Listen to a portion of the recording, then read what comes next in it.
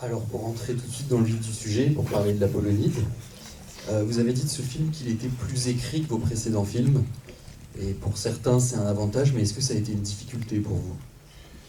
Euh, alors ça dépend ce qu'on appelle plus écrit, hein. J'ai dû le dire, je ne sais pas trop dans quel contexte, mais c'est vrai que c'est un film sur lequel comment je pourrais exprimer, j'ai compris quelque chose d'un peu bête peut-être, de basique, mais j'ai compris vraiment à ce moment-là, c'est que il fallait pas.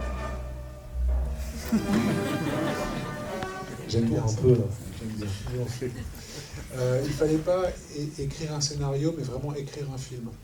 Euh, et cette espèce de compréhension, en tout cas, m'a fait que je l'ai en fait beaucoup plus travaillé. C'est pas tant l'écrit en tant qu'écrit, mais c'est d'écrire aussi la, la musique d'ailleurs. C'est la première fois que je faisais la musique très très en amont. La musicalité, des rapports de couleurs. Enfin, c'était un dossier très très écrit quelque part. Et alors, du coup, non, ça n'est pas dangereux parce que c'est pas verrouiller un script. C'est au contraire arriver avec une idée de film plus qu'un scénario qu'on va euh, juste exécuter ou réaliser. Je pense que c'est dans ce sens-là que j'ai dû dire cette phrase. Et dans ce même contexte, donc là où vous avez dit cette phrase, c'était un texte que vous avez envoyé au Cahier du cinéma pendant que vous étiez en montage de l'Apollonide.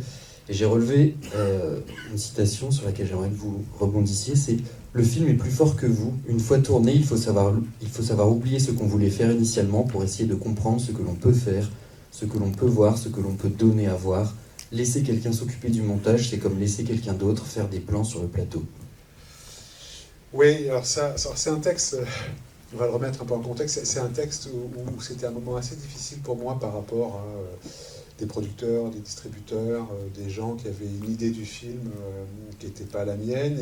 Quand bien même moi j'aurais une idée du film, il y a un moment où le seul qui a une idée du film, c'est le film lui-même. Voilà, c'est dans ce sens-là que j'ai voulu dire ça. C'est que on peut arriver avec des projets. Au bout d'un moment, quand je dis il faut savoir regarder le film, c'est que c'est lui qui va dire. euh, Là il faut couper, là il faut faire ça, là il faut cette longueur-là, mais c'est juste il faut savoir le regarder. J'aime beaucoup l'accompagnement musical. Et j'ai dû faire, si j'ai bonne mémoire, une espèce de parallèle avec la tauromachie, où en fait le torero, c'est pas quelqu'un qui arrive et qui tue le taureau, mais il doit presque apprendre à connaître son taureau pour finir par le dominer, parce qu'au début le taureau est censé le dominer. Voilà, et c'est un peu ce rapport-là.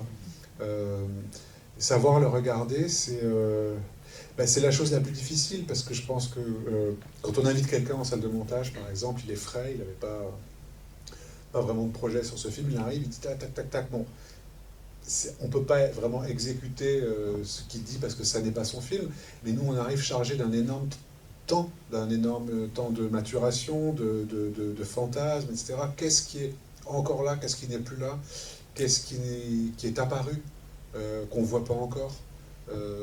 C'est dans ce sens-là que je parlais. C'est un moment très beau, hein, mais très compliqué, parce qu'il faut se rééduquer soi-même par rapport à son film à ce moment-là. Et non pas. Enfin, je parle de moi, et je pense qu'il y a des cinéastes qui entre leur premier projet et la dernière écoute du mixage, ne bougent pas d'un iota sur leur idée du film. Euh, Moi, j'en suis pas capable. J'aimerais bien être un cinéaste qui maîtrise beaucoup comme ça. Puis en fait, on se fait dépasser par des choses. Et puis voilà, à un moment, c'est quelque chose d'extrêmement vivant, un film. Ça a été le cas sur tous vos films, ou est-ce qu'il y en a eu un où le montage a été évident, où vous voyez vraiment le film dès le départ? Non, ça a été le cas. En fait, la manière de travailler le montage, elle est toujours un peu la même. C'est-à-dire que je, je dirige complètement le premier montage, comme je l'ai pensé, comme je l'ai tourné, etc. Euh, et puis, avec le monteur, on regarde le film. Et évidemment, ça va pas. Si ça allait, je serais vraiment génial, quoi. C'est-à-dire, donc ça va pas. Et alors là, on essaie, sauf que le fait que moi je dirige comme ça le premier montage lui permet à lui d'arriver vraiment dans le film et de comprendre complètement ce que j'ai voulu faire.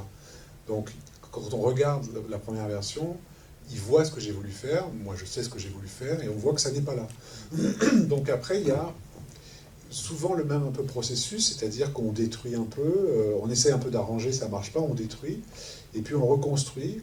Et dans mon cas, par exemple, le film au final est toujours revient très proche du scénario, mais par un biais avec beaucoup de détours. On finit par retrouver le scénario, mais en étant passé par des chemins très divers, mais ce qui fait que quand il le retrouve avec son propre cheminement, et non pas comme une exécution du texte préalablement écrit. Et pourtant, que ce soit dans votre pratique du montage ou même de la mise en scène, vous parlez souvent de rigueur et vous l'assimilez au principe de liberté.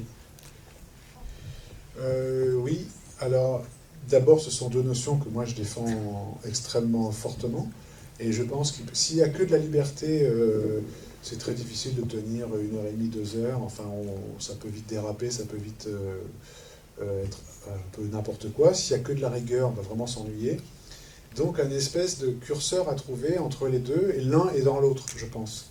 Mais je suis intimement persuadé que plus on veut la liberté, plus il faut travailler. Le travail étant proche de la rigueur, et plus on travaille, plus il faut avoir une envie de liberté, sinon le film va devenir un peu gris. Voilà.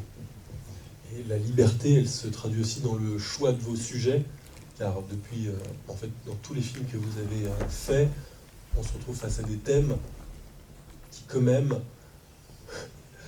ne sont pas forcément les thèmes qu'on voudrait forcément aborder en tant que cinéaste quand on veut produire son film, des thèmes assez dangereux. Donc vous avez une liberté dans la pratique de ces thèmes, vous parlez du vice, du tabou, et l'impression que j'ai dans cette liberté que vous prenez face à ces thèmes pour en parler, c'est avec la notion de tendresse. Vous mettez beaucoup de tendresse dans tous ces sujets. C'est comme ça que ça sort la liberté. Après, la tendresse, je pense qu'elle vient aussi de ma manière de travailler avec les comédiens. Voilà. Mais en fait, je ne choisis pas de sujet. C'est un truc qui j'ai jamais vraiment fait et qui j'ai tendance à de moins en moins faire, qui m'effraie un peu, même si au final, on a l'impression que le point de départ de chaque film est toujours vraiment autre que son sujet. On pourra les évoquer film par film. D'où vient un film? Qu'est-ce qui fait d'où vient une idée, par exemple? C'est la chose la plus mystérieuse et la plus, en fait, importante, et qui ne se raisonne pas. Après, quand on fait de la promotion, on dit, d'où vient pourquoi vous avez fait ce film? Et en fait, là, il n'y a aucune réponse. On pourrait dire, je peux vous expliquer comment j'en suis arrivé là, mais voilà, c'est un long cheminement. Des fois, on fait un film parce qu'on a... mon premier film, j'ai fait parce que j'avais envie de faire un film qui s'appelait Quelque chose d'organique. J'avais pas eu une seule idée. J'aimais le titre. Voilà, on part d'un titre. La Maison Cloche, je suis parti d'une maison. C'était pas un sujet en soi. Enfin, qu'est-ce qui nourrit le désir qui va faire que ce désir va être suffisamment long, à savoir 2, 3, 4 ans pour faire un film. Pour moi, c'est pas un sujet. Souvent, le sujet apparaît à la fin. J'aime bien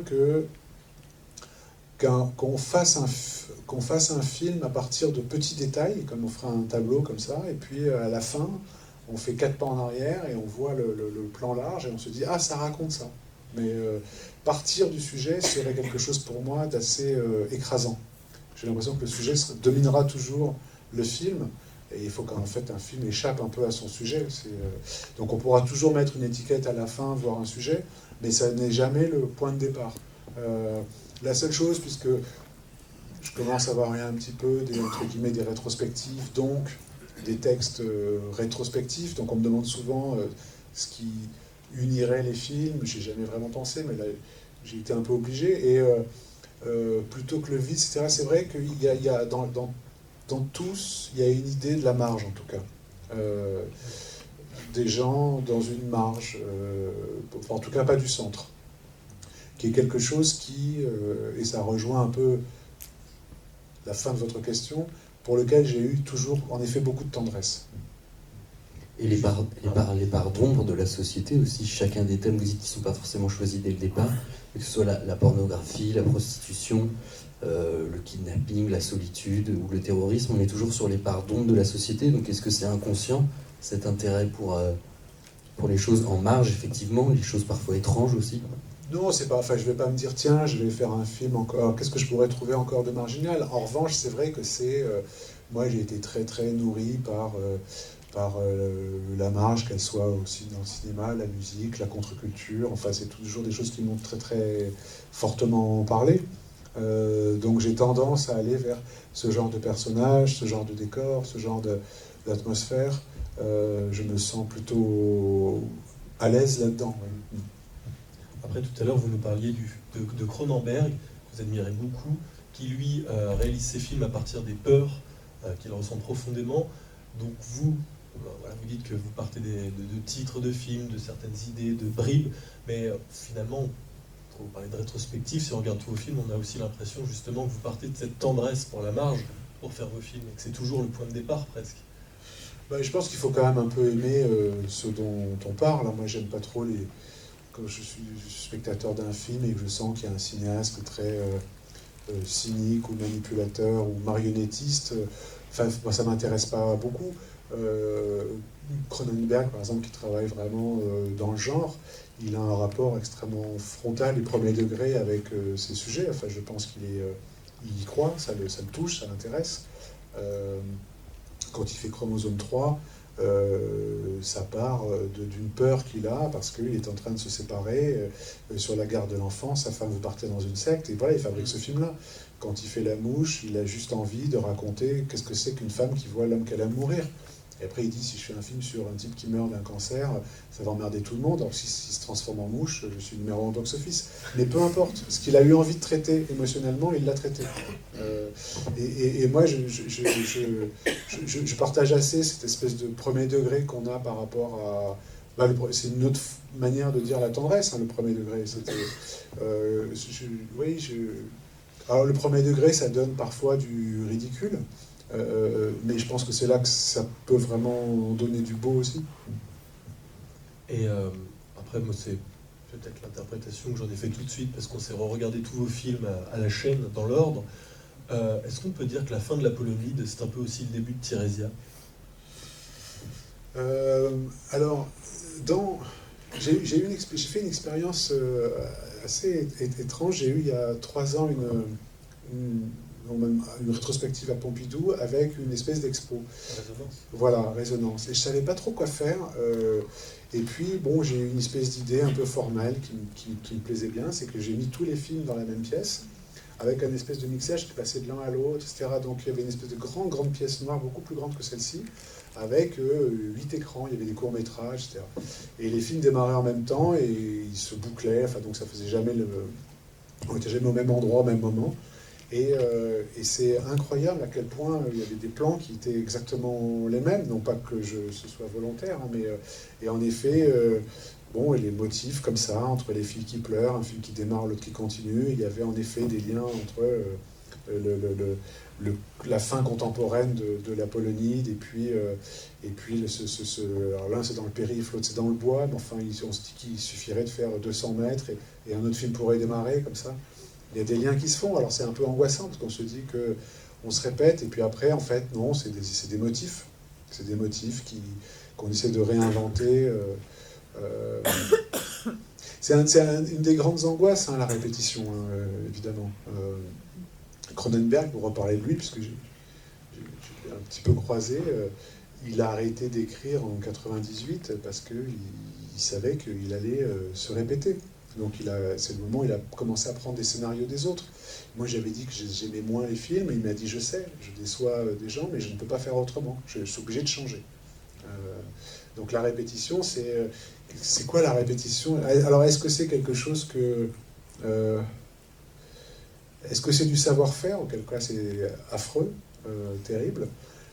Ou est-ce que c'est, film après film, on se dit... Parce que moi j'ai toujours l'impression que quand j'attaque un nouveau projet, je vais me dire, tiens, je vais faire vraiment autre chose.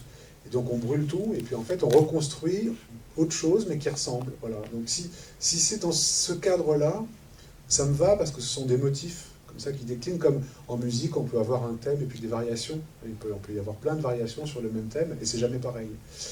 Si c'est dans le cadre du savoir-faire, ça devient plus compliqué, parce que c'est vraiment pas intéressant. Mais de ce fait, par exemple, pour moi, l'écriture est aujourd'hui de plus en plus difficile. J'ai l'impression d'aller plus j'avance, plus je vais chercher au très fondement les choses, les idées pour les accepter. Je pensais que plus j'avancerais, plus ce serait simple, mais pas du tout. Mais vous parlez de répétition, mais sur votre filmographie, moi je vois plutôt ça comme une cohérence, justement. Ça qui construit une œuvre et un regard. Et justement, dans la presse ou dans les études de cinéma, on parle beaucoup de regard, de patte de cinéaste. Mais vous, en tant que cinéaste, est-ce que vous trouvez que vous avez une patte, la patte Bonello, et est-ce que ce ne serait pas justement ça, cette cohérence, que vous appelez répétition? Non, après, moi, j'ai pas fait d'école, j'ai jamais été assistant, etc. Donc, j'ai l'idée de savoir faire un film, c'est un truc qui est très loin de moi. J'ai toujours l'impression que je sais pas trop comment on fait, que je bricole. Voilà, je me sens très, très bricoleur. C'est pour ça que j'aime bien un peu tout faire. Le montage, la musique, l'écriture, la mise en scène. Enfin, il n'y a rien que je fais très bien. Et en même temps, quand c'est tout moi qui fais tout, ça donne un truc un peu qui m'appartient. Mais les Américains, ils ont un double mot pour ça. Il y a le director, qui est vraiment le metteur en scène, et puis il y a le filmmaker. Le filmmaker, c'est un peu celui qui bricole, quoi. Moi, je me sens plus comme ça. Alors, ça donne peut-être plus une patte, parce qu'en effet, on touche un peu à tous les aspects. Et juste avant, vous disiez que vous aviez de plus en plus de mal à écrire.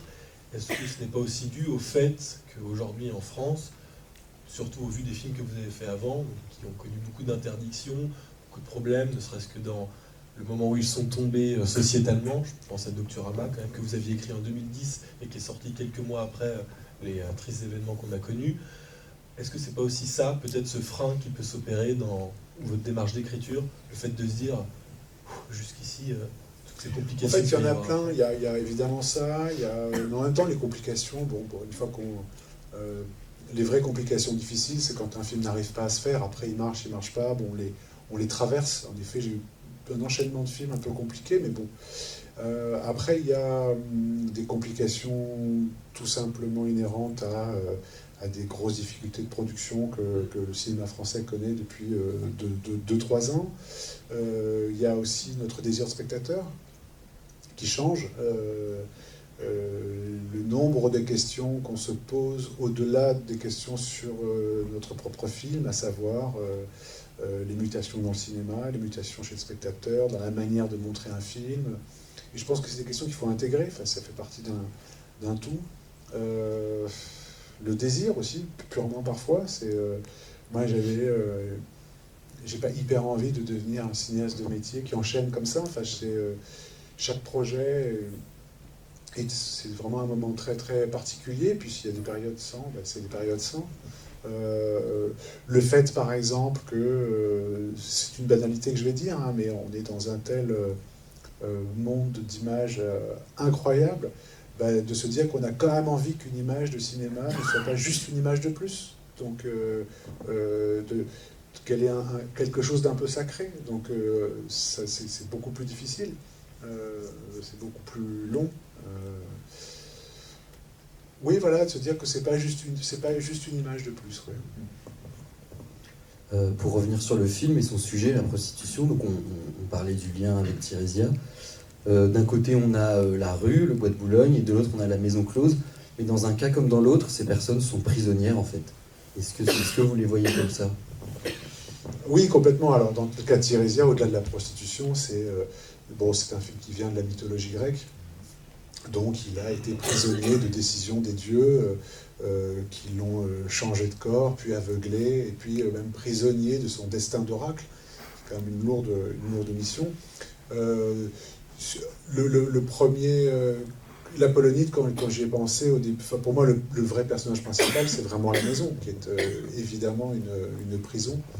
Au sens propre, puisque c'était tout à fait légal, à condition que les filles ne sortent pas dans la rue.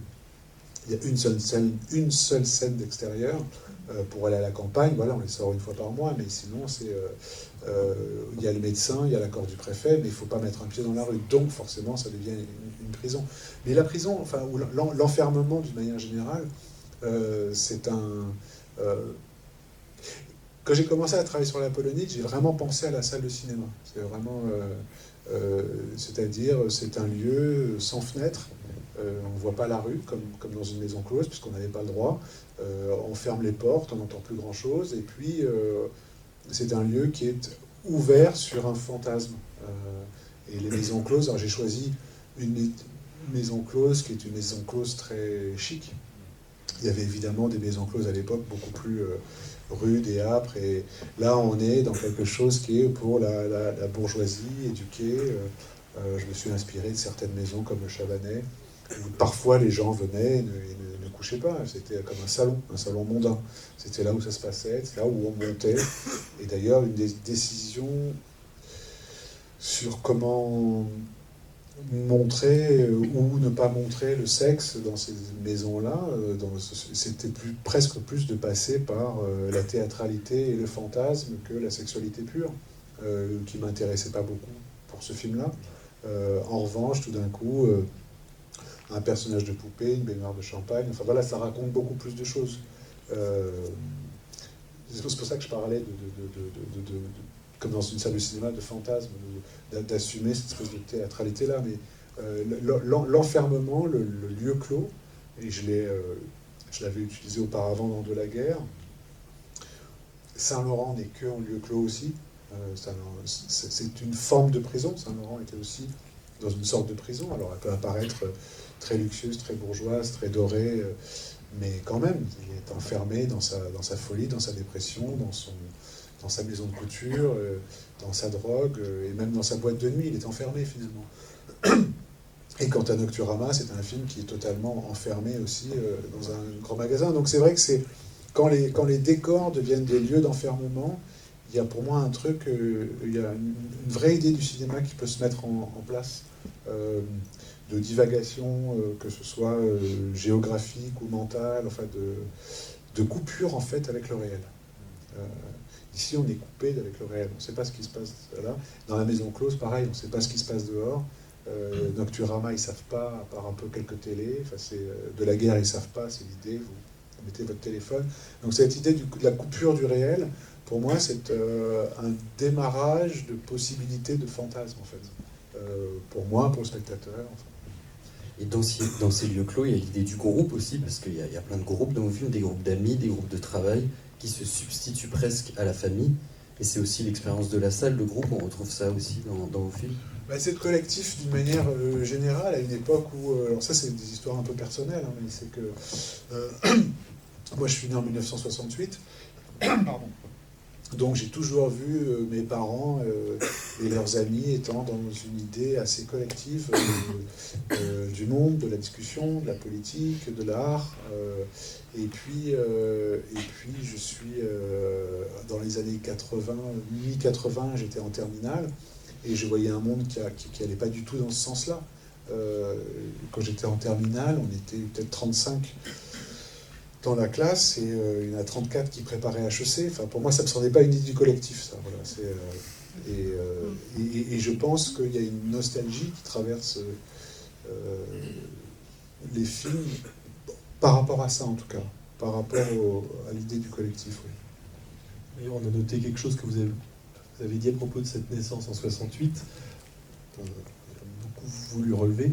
Né en 68, la question du plaisir et de l'époque est forcément fondamentale pour moi. Je rêvais de choses intelligentes, dites avec légèreté, et j'ai grandi avec une génération qui parle avec gravité de choses intéressantes. Ça marque. Oui, après ça date, ça vient évidemment d'un regard d'enfant sur un monde d'adulte. Alors, il se trouve que j'étais un peu entouré de quelque chose que je continue à trouver assez intelligent et léger. La légèreté est un art. Et moi, je ne me suis jamais trouvé très léger. Et autour de moi, ça n'a jamais été très léger. Alors, c'est à vous, la plus jeune, d'être un peu léger. Et intelligent. Et vous parliez d'enfermement. Je ne sais pas si on peut forcément mettre ça en parallèle avec 68, qui parfois est interprété de façon très citadine, très urbaine. Mais vos personnages, dans quasiment tous vos films, vont à un moment à la campagne, s'extirpent de la ville. Et... pour moi, justement, dans vos films, c'est à ce moment-là qu'apparaît la notion de légèreté. Les personnages ont besoin de fuir la ville et se retrouvent en silence, en paix, à la campagne. Alors pourquoi vouloir insister toujours? Est-ce que j'ai raison sur le principe de légèreté? J'avais jamais fait le rapport avec la campagne. c'est sûrement vrai, il faudrait que je refasse les films dans la tête. Et ce qui est assez étonnant, parce qu'en fait, moi, la campagne m'angoisse, mais terriblement. J'ai vraiment envie de mourir. Mais tout en reconnaissant que c'est un lieu formidable, mais donc, je sais pas, c'est peut-être... je sais qu'il y a, par exemple, il y a un film qui m'a hyper marqué quand je l'avais vu à l'époque, et que je regarde toujours 10 minutes de ce film avant de tourner, c'est Nouvelle Vague de Godard. Et c'est juste pour la beauté de comment il filme les arbres. Alors ça, peut-être, c'est des choses qui me sont restées, qui me donnent envie de faire une scène à la campagne, juste pour voir des arbres, par exemple. Là, vous dites quelque chose d'intéressant, c'est qu'avant chacun de vos tournages, vous regardez 10 minutes de ce film. 3 films.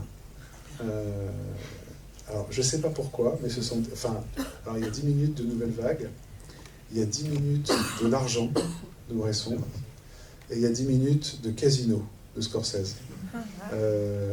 Je sais pas pourquoi, mais ces 3 films me donnent une énergie et une joie et une foi dans le cinéma incroyable.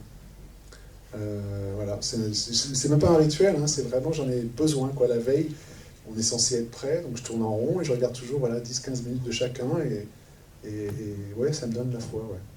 C'est drôle que vous évoquiez Bresson, parce que donc, quand on a commencé à regarder vos films, c'est un moment où on m'a offert les notes du cinématographe de Bresson pour la Saint-Valentin. Ça n'a rien à voir avec la discussion. C'est de l'aventure, ça. Donc oui, évidemment, on connaissait quand même Bresson, mais c'est marrant, en lisant ce livre et en regardant vos films, on retrouve beaucoup de Bresson, je trouve, pas dans son cinéma, mais justement dans sa vision du cinéma. Enfin voilà, je trouve. Non, mais les notes font partie des 4-5 livres qui ont vraiment changé ma vie. Hein. Et là, je parle même pas de cinéma, parce que c'est quasiment un livre de philosophie. Donc, oui, maintenant, je ne l'ai pas réouvert depuis 15 ans. Enfin, je l'ai tellement ouvert que... donc voilà, quand on a, je sais pas moi, 22 ans et qu'on découvre ça, enfin oui, ça vous transforme, ça c'est clair. Une chose qu'on retrouve aussi tout de suite avec Bresson, et ça vraiment sans nuance, c'est son rapport à la musique, qui dans vos films a une part primordiale, qui ne se hiérarchise pas à l'image, mais dans la notion d'entendre et d'écouter la musique. Souvent dans les films, on entend la musique, on lui subordonne l'image, elle est là pour comme effet presque sensationnel, effet artifice. Et dans vos films, à chaque fois qu'on va entendre une musique, déjà souvent diégétique, c'est un moment où les personnages vont l'entendre eux aussi. C'est et le spectateur et le personnage qui va l'entendre. Et un long moment, je pense, ne serait-ce qu'à dans votre film De la guerre, où Mathieu Amalric joue de la guitare, où justement il retrouve presque la grâce de Bob Dylan dans le fait qu'on lui laisse un moment pour entendre la musique et la faire entendre au spectateur. Oui, alors moi, mon premier métier, c'est la musique. J'en ai fait depuis l'âge de 5 ans. J'étais destiné à être peut-être pianiste, peut-être chef, etc. Puis après, j'ai basculé dans le rock. C'est quelque chose que je connais beaucoup, beaucoup mieux que le cinéma. Je me méfie énormément, même si j'en fous partout, de l'utilisation de la musique et du cinéma. Je sais que c'est très dangereux. Donc c'est quand même quelque chose que je réfléchis très, très en amont. Par exemple, dans les scénarios, tout est écrit. À quel moment un morceau commence, quelle interprétation, quand ça se termine. S'il y a de la musique originale, je mets musique originale et je vais commencer à l'enregistrer. Et logiquement, quand un script est fini, il y a une première version de la musique qui est faite. Et pour moi, la crainte, c'est que la musique soit illustrative et non narrative. Donc une musique, c'est quelque chose qui est comme un dialogue, comme une didascalie, ça raconte quelque chose. Donc pourquoi se poser la question en fin de montage de qu'est-ce que c'est que la musique, et on va rajouter ça ou ça. C'est de ne pas la plaquer. Donc plus on l'intègre, et puis mieux on peut l'utiliser, je pense. Enfin, et avec en effet une différence hyper importante. Est-ce que c'est une musique que seuls les spectateurs entendent, ou est-ce que les personnages aussi sont confrontés à cette même émotion, et du coup le personnage et le spectateur sont au même niveau ou pas. Bon voilà, c'est une question que je me pose beaucoup, mais pendant l'écriture du scénario. D'ailleurs, la musique et le son dans vos films sert aussi de fenêtre sur le hors-champ. En fait, tout le hors-champ quasiment dans vos films passe par le son. Le monde extérieur, même extérieur au personnage. Donc oui, c'est un travail. Ce qui est original, je trouve, dans votre cinéma, c'est ça, la valeur que vous accordez au son comme élément primordial de mise en scène, à ne hiérarchiser avec rien. Parce que j'essaie vraiment de l'écrire de plus en plus au préalable. La musicalité d'une scène. Quand on écrit un dialogue, par exemple, on n'écrit pas juste le dialogue parce que le personnage doit dire ça.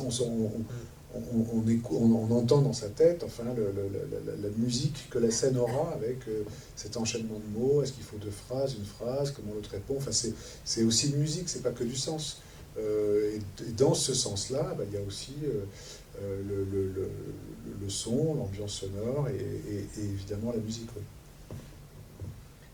Vous disiez que vous n'aviez pas une vision globale de votre œuvre et que c'était récent que vous commenciez à voir ça de façon rétrospective, mais nous on a remarqué plein de choses. Et il y a une autre chose que j'ai remarqué, c'est la métamorphose des corps dans vos films, que ce soit la mutilation, que ce soit le changement de sexe, ou juste des gens qui se griment, qui se déguisent, qui se masquent. Et on retrouve, on parlait de Cronenberg, lui aussi, il a un peu cette obsession de la mutilation et du changement des corps. Et alors, qu'est-ce que vous en pensez de ça ? C'est vrai que Cronenberg, c'est un cinéaste que j'ai découvert très très tôt, de manière un peu hasardeuse. J'habitais à la campagne, et c'était l'arrivée un peu du VHS, du vidéoclub, et donc mon accès au cinéma, il s'est fait par ce qu'il y avait là, quoi. En gros, dans ce vidéoclub, il y avait des films d'horreur et des films porno. Donc on prenait avec un copain tous ces films-là, les Lucio Fulci, les Don Coscarelli, Cronenberg, et on les a beaucoup bouffés, quoi. Et il y a quelque chose que j'ai toujours trouvé, enfin je m'en suis aperçu après coup, hein, mais la manière dont le corps affecte l'esprit, en tout cas la relation entre le corps et l'esprit, c'est pas tant la mutilation pour la mutilation, c'est pas tant le masque pour le masque, c'est qu'est-ce que ça permet de faire, où est-ce que ça amène en fait. Et quand ça passe par le corps, ça peut amener assez loin. Parfois beaucoup plus que par le mot. Mais par le mot, ça peut aller très très loin aussi. Hein. Stache, il a fait uniquement par le mot et ça va très très très loin. Mais moi, il y a quelque chose qui m'émeuvait assez fortement sur l'altération de l'esprit par le corps. Et l'idée de la mutilation dans l'Apollonide, elle était là dès le début ? Non, en fait, alors moi je travaille très très très peu avec les rêves. D'abord, je ne m'en souviens jamais, et puis je trouve ça toujours un peu risqué. Mais quand j'ai commencé, quand je me suis dit, tiens, je vais faire un film sur une maison close, donc j'ai commencé à me documenter tout en écrivant des scènes, etc. Et 3 nuits d'affilée, j'ai fait un rêve d'un film que j'avais vu enfant, qui est L'Homme qui rit, de Paul Lény, qui m'avait vraiment marqué enfant, que j'avais jamais revu. Et puis, au bout de la 3e nuit où j'ai rêvé de ce film, je me suis dit, bon, je vais voir si ça pas... Est-ce que je peux pas intégrer, non pas l'homme qui rit, mais la femme qui rit. Et donc voilà, c'est devenu un peu comme ça. Mais c'est un truc qui m'arrive très rarement. Enfin, d'ailleurs, ça ne m'est jamais arrivé à part ça. Et puisqu'on parle de la femme qui rit, j'en profite tout de suite. Je pense qu'on est beaucoup à se poser la question en voyant le film sur un des derniers plans, le plan des larmes. Comment ça s'est fait, ce plan-là ? En termes techniques, c'est vrai. En termes techniques. Alors, en termes techniques, ça s'est fait aux 3/4 sur le plateau et 1/4 en post-production. C'est-à-dire que, bon, évidemment, un gros travail sur la recherche de la texture. En fait, l'actrice avait 2 tuyaux comme ça. Et derrière, il y avait une pompe, et donc on poussait les larmes qui tombaient au bon moment.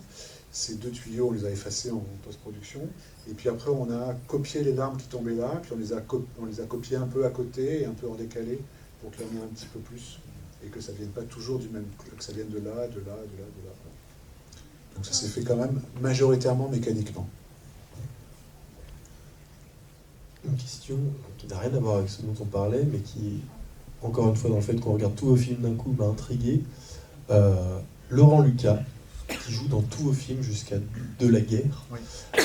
Quand même, qui est presque une figure emblématique de vos films, symbolique. Tirésia, donc le film juste avant De la guerre, un film quand même très poignant, qui semble obséder le personnage du réalisateur dans De la guerre, que d'ailleurs je juge un peu comme votre 8,5. Après Tirésia, vous avez eu 2 films fantômes que vous n'avez jamais réussi à faire. De la guerre arrive, le film Tirésia hante votre personnage dans le film. Il y a une confrontation entre le réalisateur et Laurent Lucas, qui joue Laurent Lucas dans le film. Il le déguerpit. On ne reverra jamais Laurent Lucas dans vos films. Ah, ils ont travaillé quand même.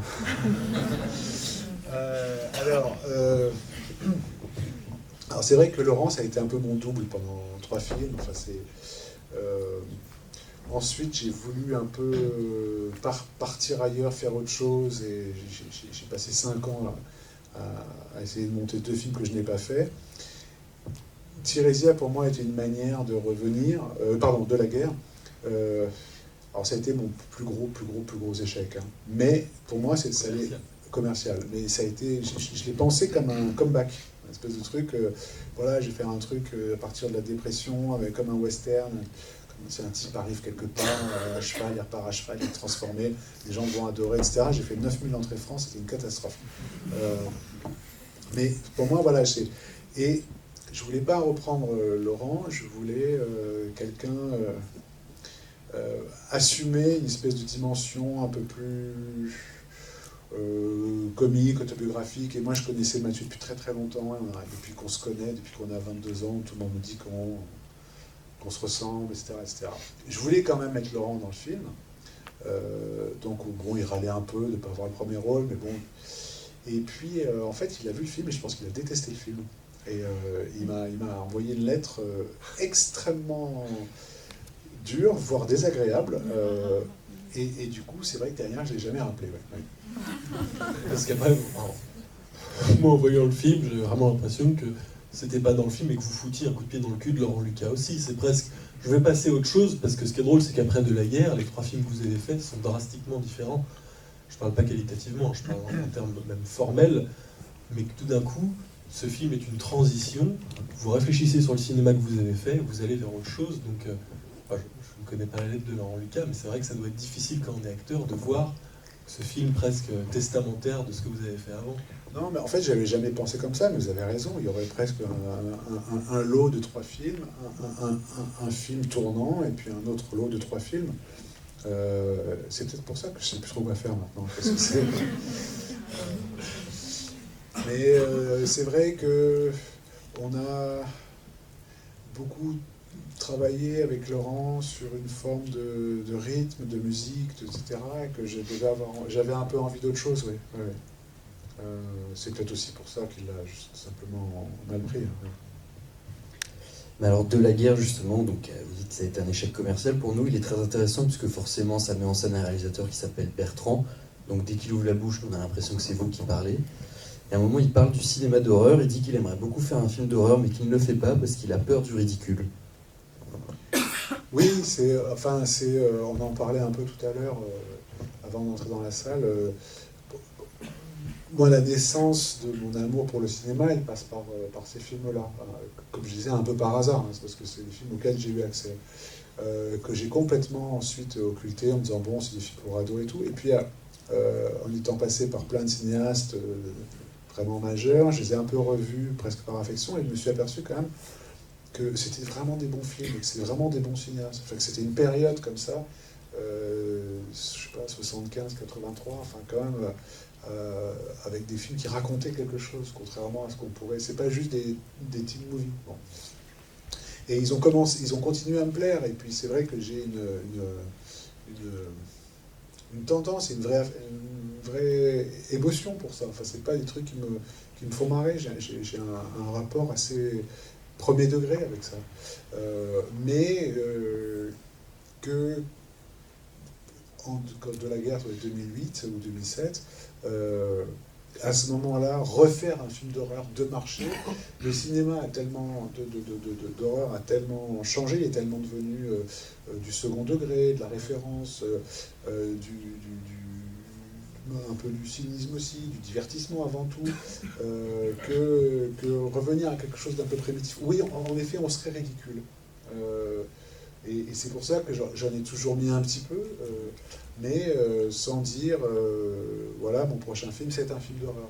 C'est des séquences comme ça qui, moi, me ramènent à cette émotion-là, mais j'ai jamais affirmé un film comme étant vraiment un film d'horreur. Oui. Mais qu'est-ce que vous appelez film d'horreur? Parce que moi, personnellement, qui ne suis pas aficionado comme Mathieu, Theresia, pour moi, c'est un film d'horreur. Je suis profondément d'accord, mais c'est pas comme ça que, par exemple, dans le Pariscope qui n'existe plus, on mettrait pas Theresia entre parenthèses film d'horreur. La première chose qui va venir, c'est drame, mythologique, ou j'en sais rien. Enfin, au-delà de Pariscope, pour vous, c'est quoi un film d'horreur? En vrai, alors je pense qu'en effet, pour moi, oui, j'en ai fait un, que j'ai absolument pas défendu comme ça, mais c'est Nocturne. Pour moi, c'est un film de terreur et d'horreur. Oui. Bah, vous l'avez un peu défendu comme ça, dans le sens où vous disiez que c'était votre version de Zombie de Romero aussi. Non, j'ai défendu comme ça en disant que une de mes influences, c'était un cinéma politique anglo-saxon, c'est-à-dire qui passait par le genre pour avoir un discours politique. Quand je dis anglo-saxon, c'est que ça englobait complètement les films d'Alan Clarke, comme son Elephant, qui est à la fois juste 18 scènes avec 18 meurtres, et qui finalement parle politiquement de qu'est-ce que la guerre civile en Irlande. Mais aussi Zombie, qui est un film en effet très très politique, ou Assaut de Carpenter, qui est vraiment un film extrêmement politique sur qu'est-ce que c'est que reconstruire une société face à l'ennemi. Enfin bon, mais tous ces cinéastes-là avaient ce sens-là, très fortement. Donc pour faire un film politique, plutôt que de passer par du discours, l'idée de passer par le thriller ou le fantastique, ça me plaisait beaucoup plus. Ouais. Et au-delà de l'horreur, même sur un autre sujet, le personnage de Bertrand Amalric, je l'ai appelé comme ça, dans le film, dit, et je trouve que c'est révélateur dans le film, je voudrais bien filmer la joie, mais ce n'est pas possible, en tout cas, pas pour moi. Ben oui, parce que c'est un vieux truc chez moi. Hein. Je trouve que c'est un truc absolument magnifique, mais pourquoi c'est un aveu de faiblesse, hein, mais on est rattrapé par toujours le côté un peu plombé, c'est ça qu'on finit par offrir. J'ai l'impression... Moi, c'est un truc, je me dis, ouais, quand je serai hyper vieux, j'y arriverai. En même temps, je vieillis, donc il faudrait quand même que je commence à y arriver, mais en effet, je trouve que ce serait la plus belle des choses. Certains cinéastes, ils sont arrivés beaucoup plus tôt, et moi, ça bloque, mais ça reste un vrai désir. Ouais, un vrai désir. Moi, j'ai remarqué quelque chose dans vos films aussi, c'est que dès qu'un corps apparaît dans le champ, il a son importance, et notre regard, il est très attiré par les figurants dans vos films. Chacun de leurs gestes est très précis, voilà, c'est des comédiens et des personnages à part entière. Et alors que dans beaucoup de films, on voit bien qu'ils sont juste là, qu'ils font presque partie du décor, c'est pas du tout le cas de vos figurants. Alors comment vous travaillez avec votre figuration? Ça me fait plaisir qu'on me dise ça, parce que c'est vrai que ça me demande beaucoup de temps, et que d'abord je mets beaucoup de soin au casting des figurants. Je les rencontre toujours, que j'essaie toujours d'avoir un mot pour chacun, avec une action précise, même ils font semblant de parler derrière, et qu'on sait qu'on ne les entendra pas, parce qu'on n'entendra que les personnages devant, je leur écris quand même un petit dialogue, pour pas que ça ait l'air un peu... Voilà, mais je suis de plus en plus attentif aux détails, parce que je pense que c'est ça qui fabrique en fait un film. C'est non pas trois grands trucs, c'est une multitude de détails, et la figuration en fait partie, et l'apparition d'un personnage dans le plan, en fait l'apparition d'un personnage. Quand on voit un personnage pour la première fois, je réfléchis énormément à comment il va apparaître. Ça me travaille beaucoup. Je sais déjà que j'avais lu une interview de Palma qui était aussi très...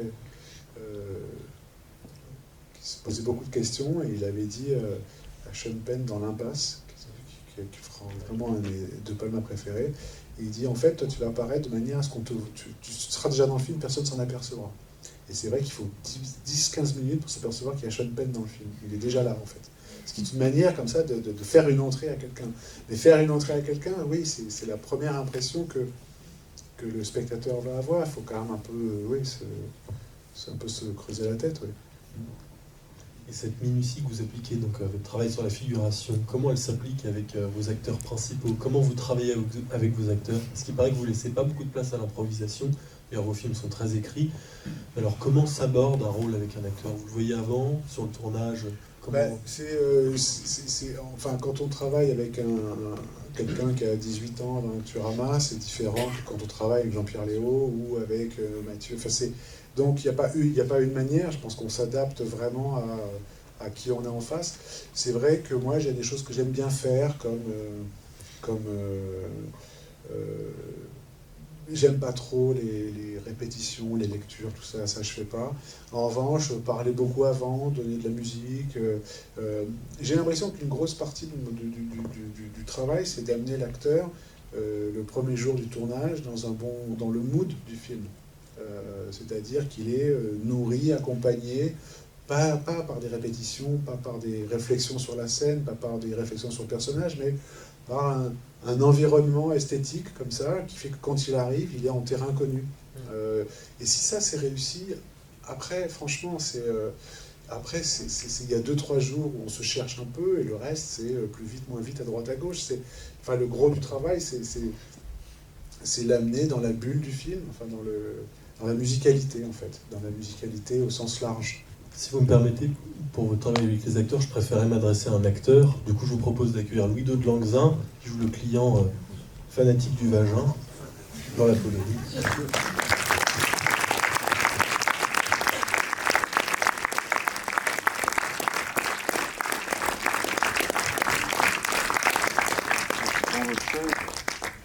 Oui, si vous êtes au centre, c'est Bonjour. Fanatique du vagin, c'est moi. C'est très noble. Oui. Il y a Courbet, non? Alors Ludo, du coup, dites-nous, quel genre de directeur d'acteur est Bertrand Bonello et qu'est-ce que vous retenez de cette expérience sur l'Apollonide?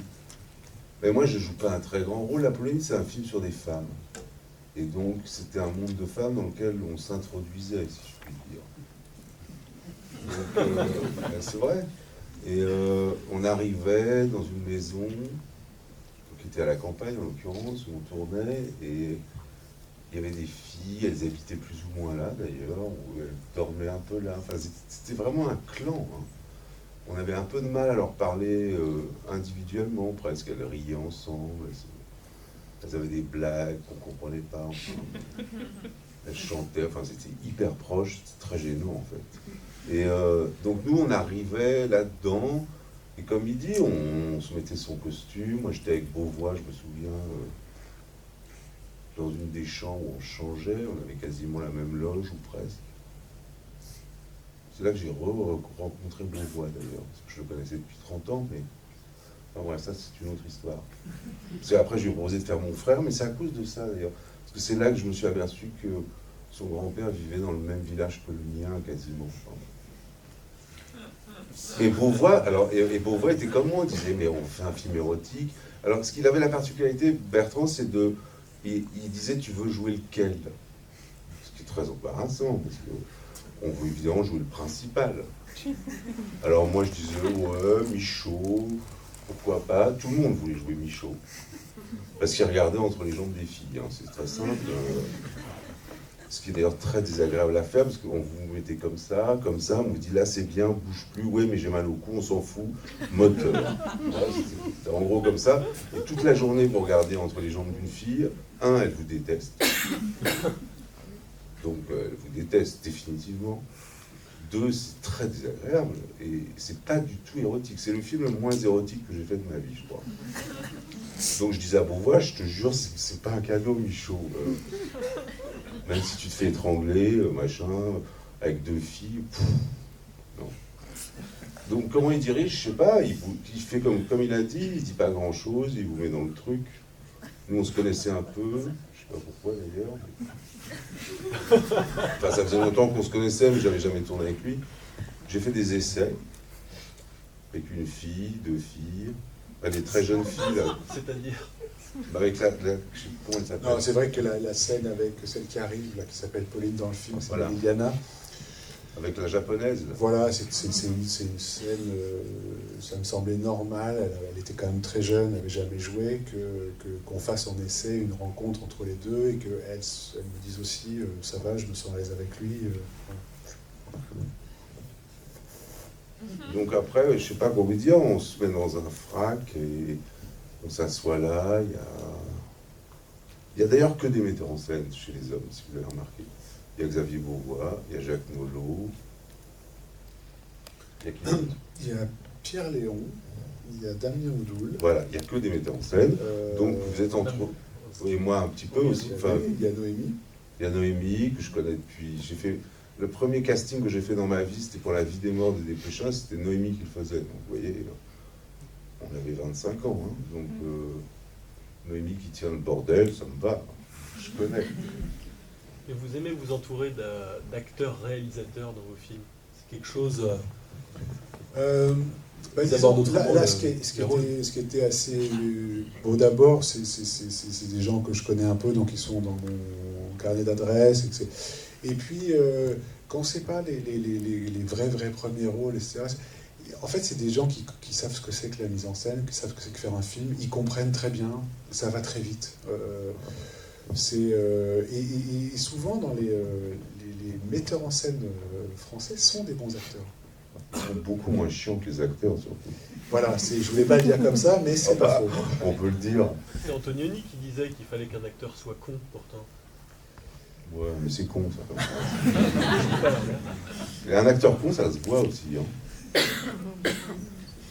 Et est-ce que vous étiez familier du cinéma de Bertrand Bonello? Oh bah j'avais vu, oui, j'ai vu ses films. J'ai vu Pornographe, je me souviens, je sais pas le reste, à l'entrepôt. Tu vois un peu, il faut quand même y aller à l'entrepôt.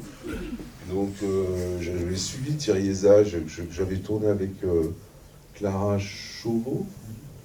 Je l'ai même aimé beaucoup à l'époque. Non, j'étais familier, oui. J'y pense, dans vos films, on trouve des acteurs, des humains, mais aussi des animaux, très souvent. Vous tournez beaucoup avec les animaux, ici même avec une panthère. Donc, des escargots, des hérissons, ici une panthère, dans Nocturama, des animaux empaillés, soudain. Alors pourquoi toujours vouloir mélanger l'homme et l'animal? C'est pas par...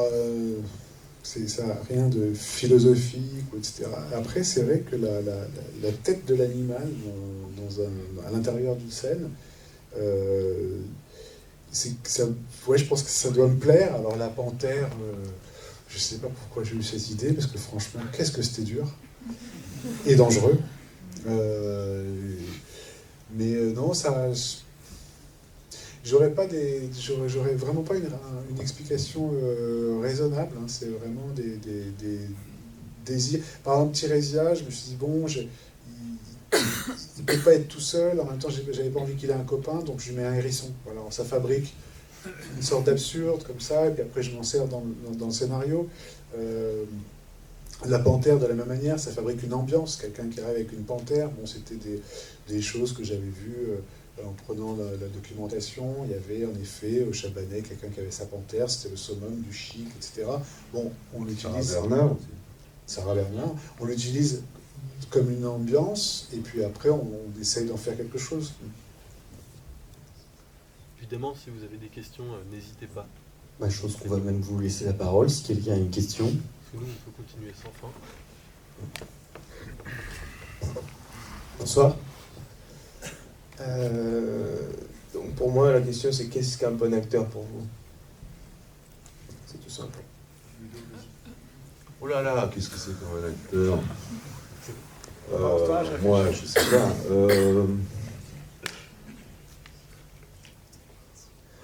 Parce que vous parlez de réalisateur, en fait. Vous parlez de réalisateur dans vos films et que c'est plus simple de travailler avec un réalisateur, mais...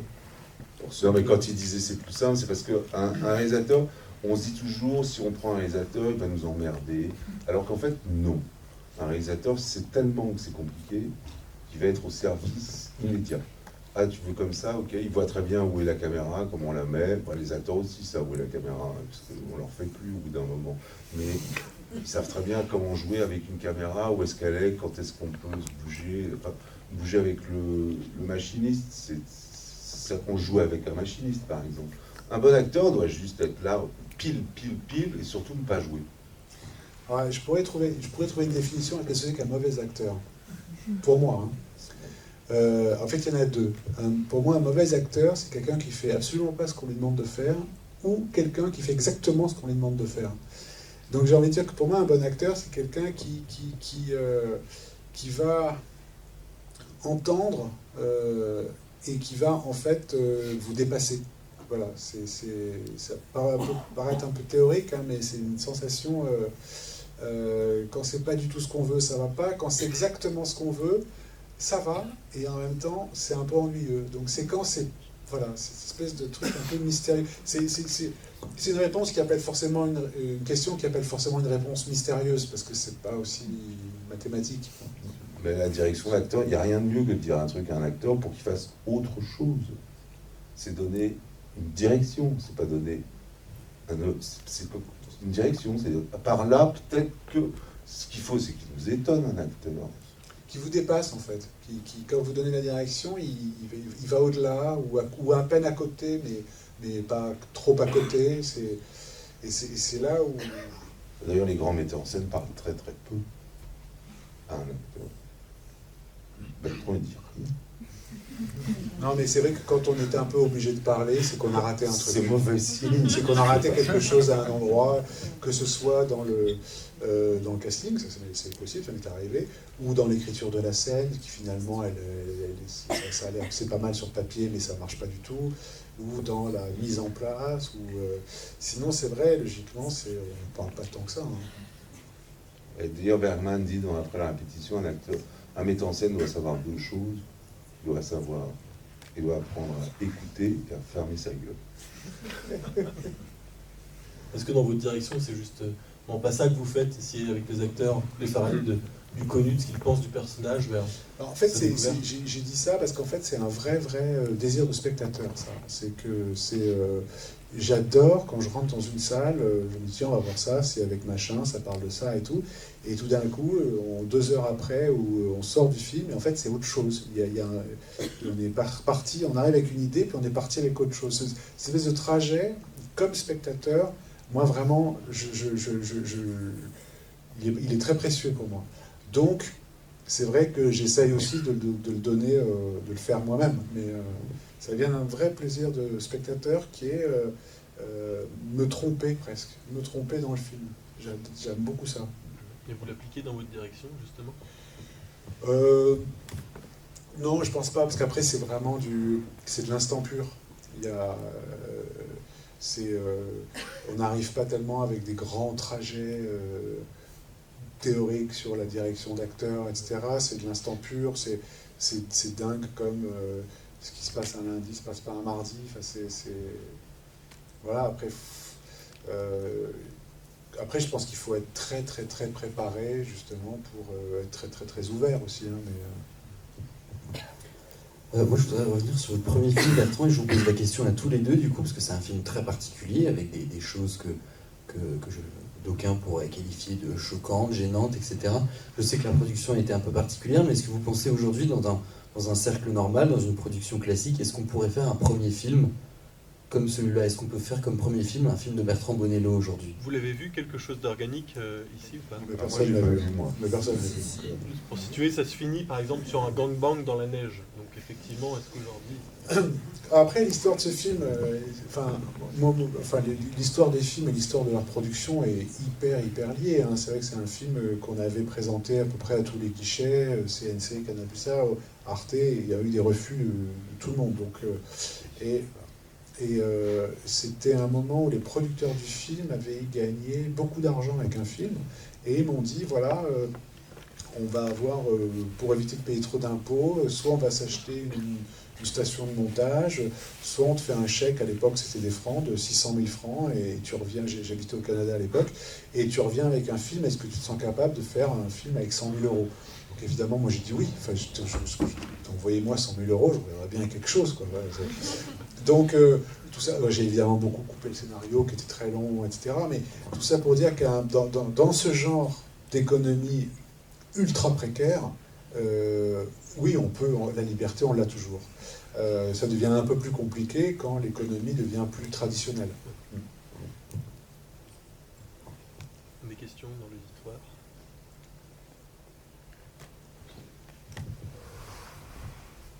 Merci, alors bonjour. Bonjour.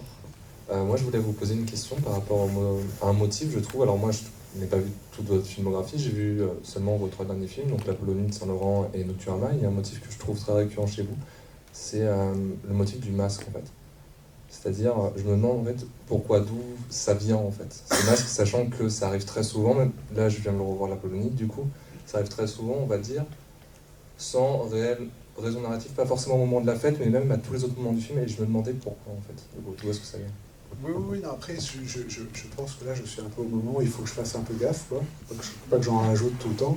Et c'est vrai que ça m'attire incroyablement, parce que il y a dans le masque, il y a la fête, il y a le mystère, il y a l'horreur, il y a alors ils sont toujours mis à des moments très particuliers. Dans la Polonide, c'est quand même dans un 14 juillet. Enfin, tout est scénarisé aussi pour ça.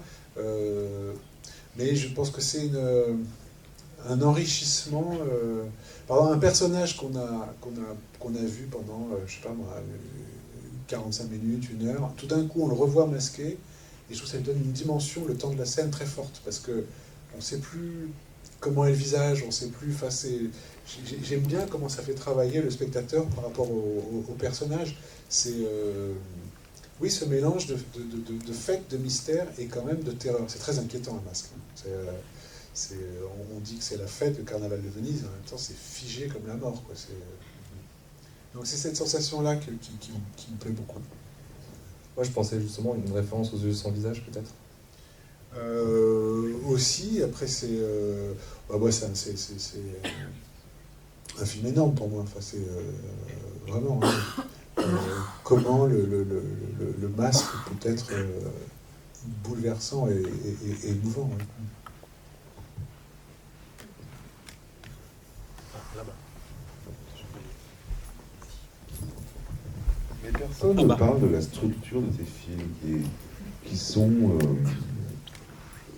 surtout les 2 derniers d'ailleurs, où tu joues sur une temporalité, où tu remontes en arrière pour changer de point de vue et revoir la même chose sur un autre point de vue. C'est pareil dans Saint-Laurent d'ailleurs. Dans la Polonide, je ne sais pas s'il y a de ça, un petit peu. Mais c'est un thème qu'il n'y avait pas avant. Non, c'est vrai, c'est une mode d'écriture qui est venue avec la Polonide et un petit peu, mais là il y a vraiment un jeu que j'appelle un peu Enfin, ça vient toujours pour, c'est jamais pour faire de la forme, hein, mais pour résoudre un problème. Oui, quel? Par exemple, si on prend la Polonide ou Nocturama, qui sont des films avec des groupes. On suit personne d'ailleurs en particulier. On suit personne en particulier et qui fonctionne sur un temps assez réduit, une temporalité réduite. Un truc très, tiens, pendant que machin est là, il est où l'autre? Et pour montrer que ça se passe en même temps, je fais un truc très didactique qui est, on revient un peu en arrière, on s'aperçoit par un jeu de son, que machin, etc., que c'est vraiment du parallèle et donc que l'action va arriver. Comme j'aime pas trop le montage parallèle pur, tu vois, 15 secondes là, 15 secondes là, 15 secondes là, je fais une scène au complet, je reviens un peu en arrière et je la monte d'un autre point de vue, on comprend vraiment le spatio-temporel en fait. C'est toujours des trucs en fait assez didactiques plus que formels. Après ça fabrique un truc formel qui m'amuse aussi, hein, et puis ça fait que ce sont des choses qui arrivent dans les 3 films quand le film touche un peu à sa fin, dans la dernière demi-heure, et voilà, ça donne un peu un vertige du temps comme un peu en me disant que c'est là où en sont les personnages aussi. Ils savent plus trop où est-ce qu'ils en sont. Et ça, on l'avait déjà un peu dans le pornographe aussi, enfin, moins poussé, pas avec mais il y avait aussi des éléments temporels enfin, c'était des prémices peut-être. Enfin, après, là c'est vrai, c'est plus poussé. Mais dans le pornographe, là, c'est plus poussé. En plus, moi, j'écris beaucoup avec des post-it. Ouais. Donc, je mets tous les post-it au mur comme ça, et puis du coup, il y a un truc très très visuel du temps, beaucoup plus que quand on travaille par écrit. Et donc ça doit m'attirer pour m'amuser un peu avec ça. Ouais. On a une question Oui, juste au-dessus. Bonsoir, je suis là. J'ai beaucoup aimé votre film et j'adore les films où il y a beaucoup de femmes, en fait, beaucoup de comédiennes. Et vous avez parlé de casting des figurants, mais j'aimerais bien savoir comment ça s'est passé le casting pour les comédiennes, comment vous les avez trouvées. Je trouvais que les rôles sont très difficiles, aussi à cause de cette nudité qui est tout le temps, elles sont presque tout le temps nues. Voilà, comment vous les avez choisis? Est-ce que vous avez écrit avec quelqu'un, déjà pensant à quelqu'un, ou vous les avez choisis après? Comment ça s'est passé? Non, je les ai choisis après. En fait, c'est le plus difficile, c'est qu'elles sont nombreuses, donc il faut en trouver. Il faut que chacune soit bien et que le groupe soit bien. Et un groupe, ça, c'est compliqué à faire. La première, je l'ai trouvée très vite. C'est Céline Salette que j'ai trouvée en premier. Et puis la deuxième, il faut qu'elle soit bien toute seule, mais il faut que ça marche avec Céline. Et la troisième, etc. Et la 12e, puisqu'il y en a 12, j'ai dû mettre 3 mois à la trouver parce que c'était comme on se demande quelle est la note qui manque quand il y a déjà 11 notes. Donc en fait, quand on fait un casting de groupe comme ça, je pense que la seule, il faut se donner juste beaucoup de temps. C'est un casting qui a duré 9 mois. Donc comment on les trouve? J'avais des idées un peu théoriques, à savoir sur 12, j'avais envie qu'il y en ait 6 qui aient déjà joué, 6 pas joués, dans celle qui avait déjà joué, une qui ait fait le conservatoire, une qui ait été trouvée en casting sauvage, enfin voilà, pour avoir des espèces de musicalité un peu différentes, et que voilà, ce sera à moi d'harmoniser cette chose-là, mais tout ça reste une idée théorique, c'est juste des pistes pour chercher, puis au final on s'en est à peu près tenu, mais voilà, c'est du temps en fait, c'est oui, beaucoup de temps. Est-ce que pendant les castings, vous les avez fait faire des choses, je sais pas, spéciales À la Brissot. Vous avez essayé de... C'est pas son genre. Mais enfin, pour moi, le casting, en fait, je sais pas moi, 75% du casting, il se fait au café, enfin, à parler. Après, évidemment, des fois, on est obligé de faire une petite scène d'essai. J'en ai fait avec Ludo parce que c'était une scène avec une fille qui n'avait jamais joué. Donc là, on est quand même obligé de voir comment est-ce qu'elle a... On se demandait pour qui c'était les essais quand même. Mais... Tu ne sauras jamais. Mais je ne sais pas. Des fois, on fait des petites scènes comme ça, mais qui sont pas du tout... non, ça dépend un peu ce qu'on cherche chez un personnage. Par exemple, le personnage qui, de mémoire, s'appelle Léa, qui est joué par Adèle Haenel. J'ai fait les essais pour ce personnage-là uniquement sur la poupée, parce que j'avais une idée très précise de ce que je cherchais avec cette scène de la poupée. Je me dis, celle qui y arrivera, je la prendrai. Et j'ai pris Adèle Haenel pour une seule raison, c'est que c'est la seule qui arrivait à faire la scène sans cligner des yeux. Moi, c'est un truc qui me troublait beaucoup. Voilà, vous voyez, des fois on prend pour... mais sinon, c'est 75%, c'est au café, à discuter, et en fait on parle, en fait on n'écoute pas trop ce que l'autre raconte, mais on regarde comment il bouge ses mains, comment la tonalité de la voix, enfin c'est le... Bon, voilà, moi ça passe par des choses comme ça qui sont aussi importantes que savoir si c'est apprendre une scène, quoi. Voilà. Moi j'ai fait beaucoup de théâtre, comme metteur en scène dans une autre vie. Et bon, je faisais pareil, c'était au café. Et si j'avais envie de reprendre un café, c'était déjà bon. Parce qu'on passe du temps avec les acteurs. Au cinéma, un peu moins, mais là, en l'occurrence, il en a passé du temps avec les filles. Donc, si j'avais envie de les revoir, ça suffit déjà. C'est un bon signe. Non, mais c'est vrai, mais l'expression du café, c'est pas mal, parce que déjà, c'est quoi un technicien qu'on aime ou un acteur qu'on aime? C'est quelqu'un avec qui on a envie de reprendre un café, c'est vrai. Des dernières questions? Qu'en attendant, moi j'ai envie de... C'est peut-être con, hein, mais j'y repense, j'ai vu ça, et vous avez peut-être confirmé. Il me semble que votre compagne, c'est la directrice de la photographie, et dans vos films, au vu des sujets, même au vu des nombreuses femmes que vous filmez, comment s'opère ce travail? Parce que vous faites des films très familiaux, vous dites que vous rappelez les gens que vous aimez, etc. Mais comment on travaille avec sa femme, directrice de la photographie, sur de telles images? C'est beaucoup plus facile de travailler là-dessus parce qu'en fait, entre le moment où la dernière version, même première version de scénario, enfin on l'a fait lire et finalement tous les soirs on parle et on nourrit le film. Donc en fait, si la chef opératrice est votre compagne, quand elle arrive sur le plateau, vous n'avez plus besoin de lui parler. Enfin, et du coup, on peut passer beaucoup plus de temps avec les acteurs. Quant à ces images-là plutôt que d'autres, en fait, mais c'est ce que disait Louis tout à l'heure, quand il disait c'est le film le moins érotique que j'ai fait. À un moment, il y a tellement de contraintes qu'on n'est pas du tout dans...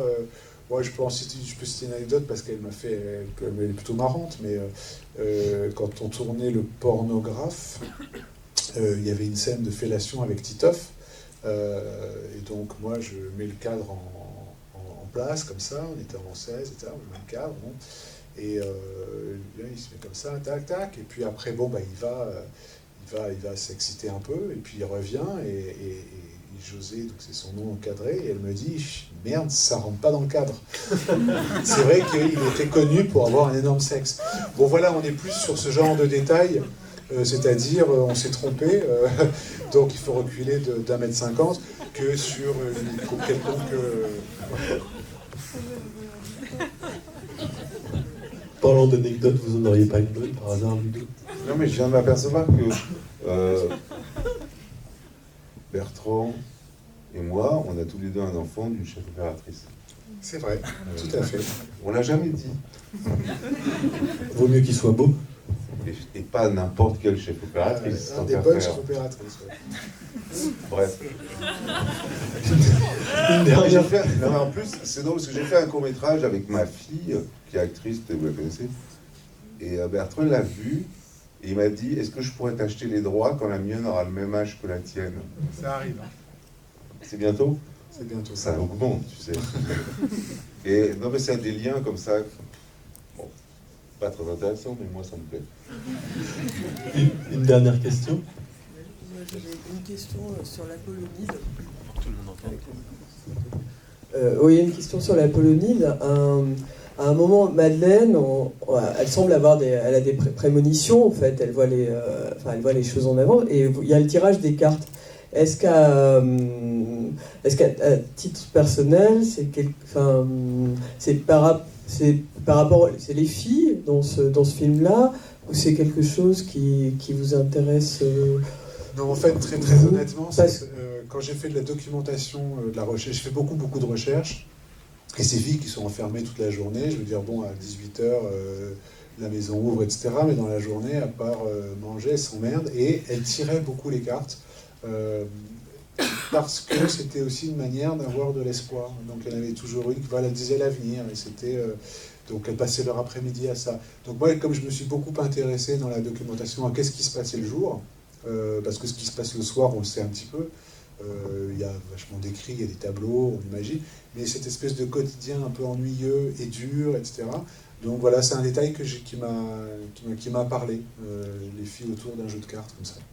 D'accord. Et juste une autre question, le fait qu'elle ait des prémonitions, notamment avec le rêve, c'est un lien avec le fait que vous ayez fait, ce que vous racontiez tout à l'heure, que vous ayez fait ce rêve, en fait, et c'est du coup, vous l'avez... En fait, non, ça n'a pas un lien, c'est un message que j'ai reçu avec quelqu'un qui m'a dit j'ai fait ce rêve, et qui m'a quand même assez troublé comme rêve. Donc il était très petit, et moi j'en ai fait une vraie histoire. Et la première scène que j'ai écrite, c'est la fille qui raconte le rêve, et puis la deuxième scène que j'ai écrite, c'est le rêve qui se réalise. Et après, je me suis dit, voilà, maintenant, il faut que j'écrive tout ce qui va venir au milieu, à savoir le film. Mais ça a été comme un espèce de squelette pour moi. Ce début et cette fin, comme les deux premières scènes écrites, ça m'a servi un petit peu de squelette. Ouais. D'accord. Et avant de nous quitter, une question qu'on pose à tous les cinéastes que l'on reçoit, et surtout étant donné que l'on reçoit beaucoup aussi d'étudiants en cinéma et de jeunes cinéphiles, cinéastes même pour nous, si vous deviez donner un conseil ou quelque chose qui naît de votre expérience pour faire du cinéma aujourd'hui, j'insiste sur le aujourd'hui. Un conseil